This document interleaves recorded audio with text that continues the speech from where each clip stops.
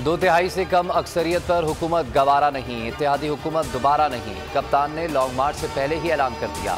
पाकिस्तान के सबसे बड़े मार्च की तैयारियां मुकम्मल। हुकूमत जेल में डालना चाहती है, अवाम को एहतजाज से रोकना चाहती है। जेल तो क्या, वतन की खातिर जान लुटाने को भी तैयार हैं। मरियम और बिलावल पर तंज, 1 घंटे काम ना करने वाला वजीर खारजा भारतीय तजर्बाकार वजीर खारजा के मुकाबले में बच्चा है। इमरान खान ने कहा कि बाइडन ने पाकिस्तान को खतरनाक कहा, यह कहा कि कामयाब सिफारतकारी है।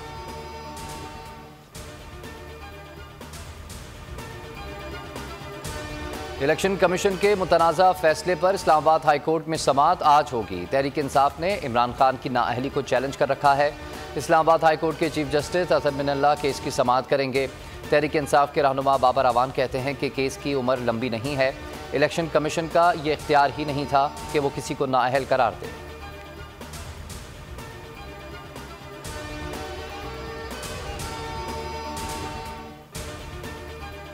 आइंदा 8 हफ्ते तक खामोशी इख्तियार की जाए तो बेहतर है। एजाजुल हक का इमरान खान को मशवरा, कहा कि हर चीज़ आजमा कर देखी जा चुकी है। मुल्क को दलदल में धकेलने के बजाय अवाम को फैसला करने दें। बोल न्यूज़ के प्रोग्राम में गुफ्तगू करते हुए कहा कि सबसे ज़्यादा नुकसान फैसला करने वालों को होगा। 13 जमातें एक तरफ और दूसरी तरफ तहरीक इंसाफ है। शहबाज शरीफ इस काबिल नहीं कि अवाम में जा सकें।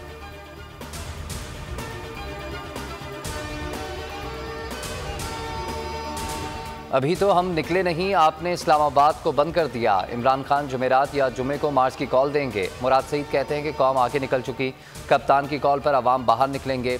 पीटीआई की तहरीक अब कोई नहीं रोक सकता। शेख रशीद बोले कि सियासत के 10 रोज़ बहुत ही अहम हैं। मुल्क डिफ़ॉल्ट होने के करीब तर है। भानमती का कुंबा मईशत ले डूबा।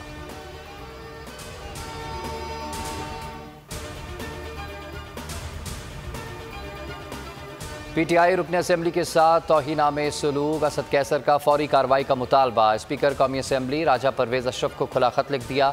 कहा कि पार्लियामान को अपनी हैसियत के एतबार से मुल्की सियासी निज़ाम में गैर मामूली तक़द्दुस हासिल है। इस्लामाबाद पुलिस ने बेहुदा इल्ज़ाम में साले मोहम्मद को गिरफ्तार किया। तौहीन-आमेज़ तरीके से गले में तख्ती लटका कर तस्वीर बनाई गई।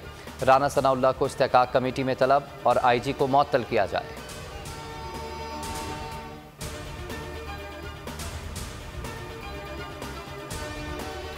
किसी से डील करके वज़ीर ख़ारजा नहीं बना। बिलावल भुट्टो का आसमा जहांगीर कॉन्फ्रेंस से खिताब। इमरान खान ने मुल्क और आवाम के साथ जुल्म किया। PDM ने आवाम की मुश्किलात कम की, मुल्क को दिवालिया होने से बचाया। कहा किसी वज़ीर आज़म को हटाने का जमहूरी तरीक़ाकार अदम एतमाद है।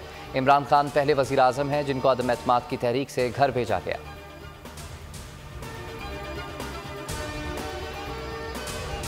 अगर मुनाफ़कत का चेहरा देखना हो तो आज बिलावल की तकरीर देखें। फवाद चौधरी का बिलावल भुट्टो को जवाब।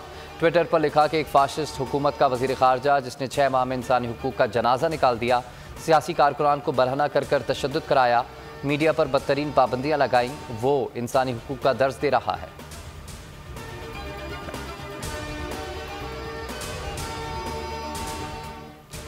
चेयरमैन सेनेट के खिलाफ तहरीक अदम एतमाद लाने का फैसला। पीपल्स पार्टी और नून लीग सादिक सिंजरानी के खिलाफ अदम एतमाद लाने पर मुत्तफिक।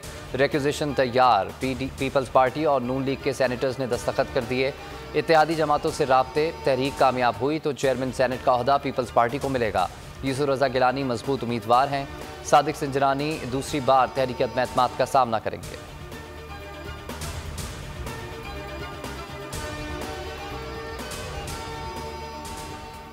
और इंडिया ने सनसनीखेज मुकाबले के बाद आखिरी गेंद पर मैच जीत लिया। विराट कोहली ने 82 रन की नाकाबिल शिकस्त इनिंग्स खेली और 12वां मैच जितवाया। भारत ने टॉस जीतकर पाकिस्तान को बैटिंग की दावत दी। कौमी टीम ने 160 रन का हदफ दिया। जवाब में भारतीय टीम शुरुआत से ही मुश्किलात का शिकार रही। विराट कोहली और हार्दिक पांड्या की उम्दा बैटिंग ने सहारा दिया। इंडियन टीम ने 4 विकेटों से मैच अपने नाम कर लिया।